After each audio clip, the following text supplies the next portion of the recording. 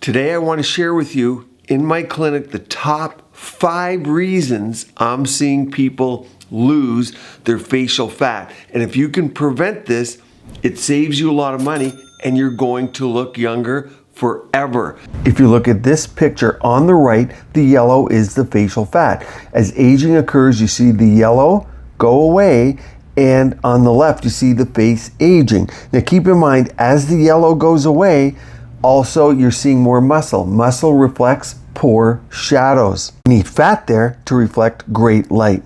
Facial fat is the holy grail of maintaining your bone, your skin, your dermal thickness, so your skin thickness, and a lifted look in your face. If you pay attention to your facial fat, and you're going to hear much more about this over the coming years because people are now paying attention to it, you will look younger. But why lose it? Prevention is better than treatment. So today I'll share with you exactly what I see in my clinic. I'm making money off of this, so why do I care that people are losing their facial fat? It's hard to get it perfectly back the way it was. You know what I mean? You've all seen those celebrity pictures. They have the most money in the world to keep their youth, to reverse the clock, but they always seem to look unusual. They don't move correctly. Their facial fat is redistributed in an unnatural manner. This is why you must preserve it. So you all know what I'm talking about here. It's sag of the face. It's hollows like the nasojugal groove below the eye and above the nasolabial fold. It's also the number one thing everyone's coming into my clinic for still, which is they'll point to the nasolabial folds, of course, the jowl. This area of the face is so misunderstood. I even did a video with Dr. Ben Tilly, Hollywood, Beverly Hills plastic surgeon, to go through the do's and don'ts of nasolabial folds. I'll pin to the end of this video so you can watch that one. The chin area where there's loss of fat at the edge of the mouth, and the mouth does what? It turns down. You all hate it. Let's do these in no particular order. Exercise. So exercise is great, does many things. It increases serotonin, makes us feel better, improves our mood. It even helps with our hormone balance. Very, very key, especially for women over the age of 40. But here's what people are doing wrong. One is over-exercising. So when they exercise too much, you're mobilizing fat stores. The superficial fat, there's superficial and deep fat pads in the face. The superficial fat pad is making people look tired, sagging the face, and then you see these nasojugal groove, the groove between kind of the under eye area and the nasolabial fold, or the what you guys call the smile line. There's also that pesky malar fat pad, or malar mound you guys call it. Also, it's creating the jowl and that chin relaxation that turns the mouth down. That's all superficial fat for the most part, and over-exercising, we're losing that. Now here's the kicker. Over-exercising, doing too much. I'll go into the culprits in a second. But at the same time, if you're outdoors and you're exercising, you're getting what? Sun, wind, and pollutants. Now I'm no gym rat myself. I can tell you I'd much rather be outdoors, and I am. Here I am surfing in the Dominican Republic. Last year I took a quick trip. You can see I look like a total geek. I got a hat on with a brim, sunglasses. I've got my body covered except for my lower legs. You would overheat if you cover everything down there. But do you think I'd rather be in my shorts, hair flowing, no sunglasses on? Yes, it's way easier to kite surf without all that gear on, but imagine the sun damage if I didn't. So when I see people, especially light colored with skin types 1 to 3, especially females, fully covered with this SPF clothing, their face covered and so on, I think it's great. You're getting enough vitamin D, enough sun anyway. You don't need excess. Sometimes I think I should come out with a clothing line of SPF clothing, but I kind of see it everywhere. Let me know in the comments below. I think we could do a great job of that. There's no question, I'll share with you, the people that come into my clinic that have blocked out the excess sun in their life, they look younger, they respond quicker to biostimulators, PRF, fillers, lasers, all of it, and it saves them money. But you don't want to over-exercise at the same time while you're outdoors. You want to protect your skin, of course, and you don't want to burn up that superficial fat. That's what's making people look old, and it's why skin boosters is trending. It's why everyone's putting skin boosting hyaluronic acid in their face. They're trying to get reestablish that superficial fat pad, and that's what gives a youthful look. How many times do I hear in my clinic? I'll share this with you. People walk in, "Doc, when I was 24, 25, look at this picture. I just had that perfect, smooth look to my face and glow." What they're seeing is superficial fat. Don't get rid of it with exercise. And probably the number one culprit is running outside. So be careful with that. Runner's face, you all know what I'm talking about. And you don't need extreme cases like these to see and reveal the malar pad, the malar mound, the nasojugal groove, the irregularity in the face and the facial wasting from excess sun and photo damage of runner's face. Most of us see the subtle changes we don't like. Next is diet. Now there's a few things at play here. People aren't eating enough. Now that sounds really crazy for me to say in America, where I think it's 40% obesity rate, and this is spreading around the world as people adopt the Western diet. I was just in Singapore, great food everywhere. I asked someone on the street about where I can go for a restaurant, and they pointed over there to McDonald's. I mean, there's McDonald's everywhere now, of course, but I'm not going to a great country with amazing food and going to McDonald's. But they're everywhere. You come out of every train station, in or outside of every airport, and it's fast food. So people aren't eating enough. What am I talking about? Greens, antioxidants, and remembering that about 80% of your plate should be antioxidant foods, like your greens, like colored foods, sugars. The glycation process kills fat pad.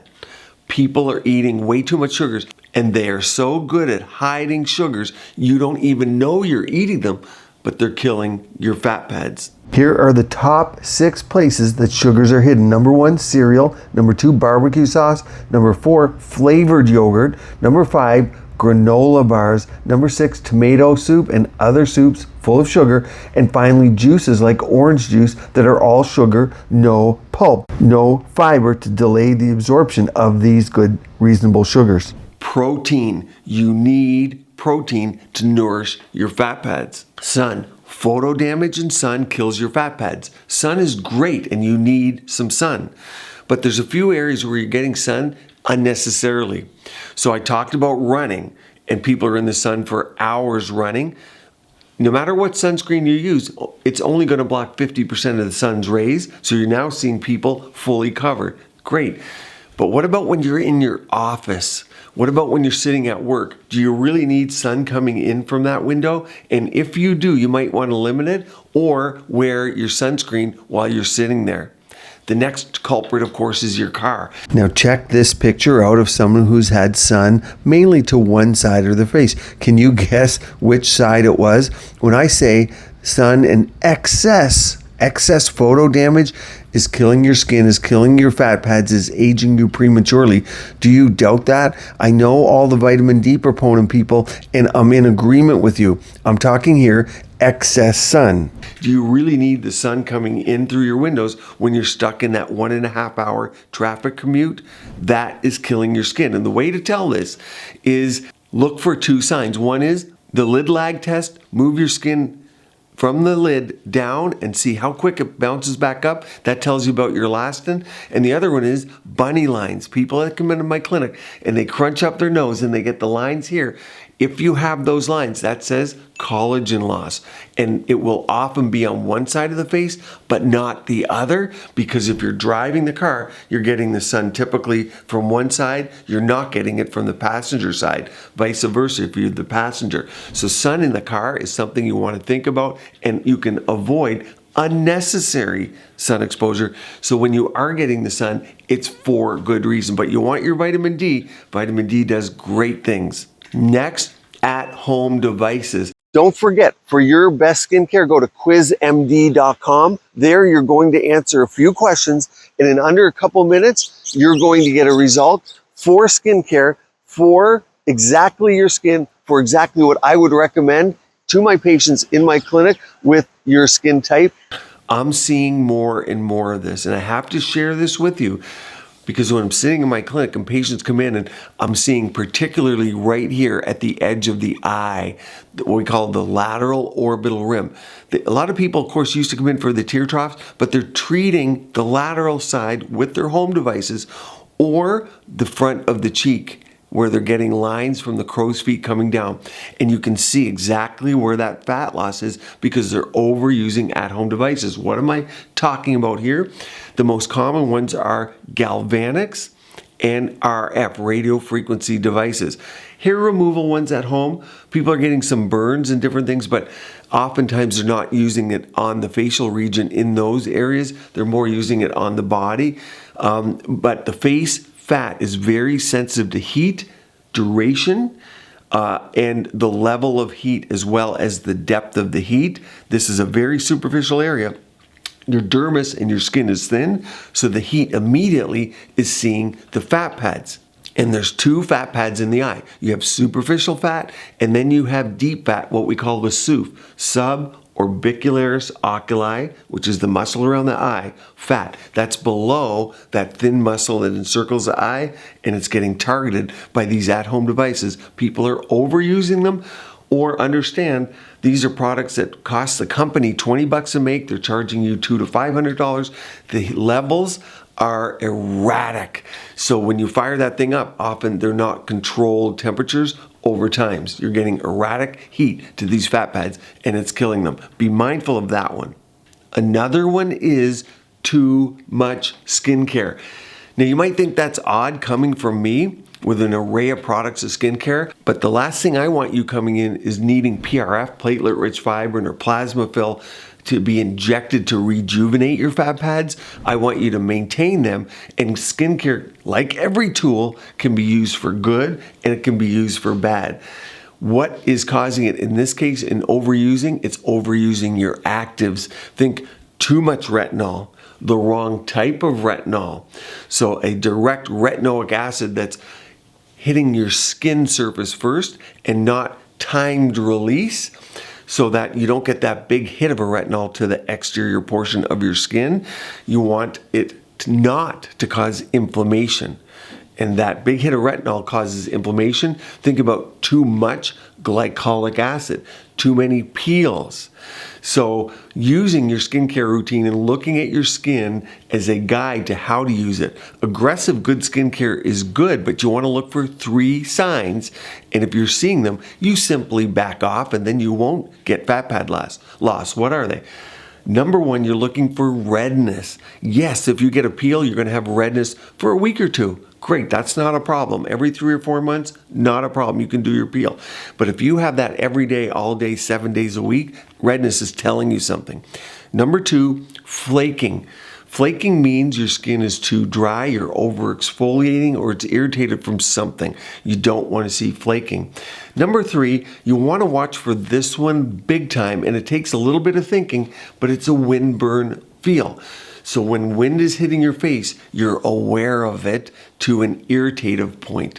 You're going, oh, I don't want that wind hitting me. It's irritating the skin a little bit. It's kind of an esoteric thought, but many of you will know what I mean. Comment below if you've had it. That's indicating that you're getting irritation in your skin. Remember, inflammation kills skin. It's also killing your fat pads. Now, what about if you're already seeing fat pad loss? Well, there's an all-natural way to rejuvenate it. That's by taking your own blood. And it's not PRP, but something called PRF. Think about biostimulators. A lot of people use Sculptra. That's a great one. And here's one you may not have heard about. It's called polynucleotides. You'll hear much more about that in the upcoming few years. And in Europe and Asia, this is very common. Now, to put this all together, you're going to want to watch this video on how to keep your facial fat pads healthy, and one down here on how to increase your dermal thickness, how to increase the thickness of your skin to avoid line, wrinkles, and fold, and avoid those jowls and downturned mouth. Stay tuned here. Keep your skin and body beautiful, healthy, and vibrant.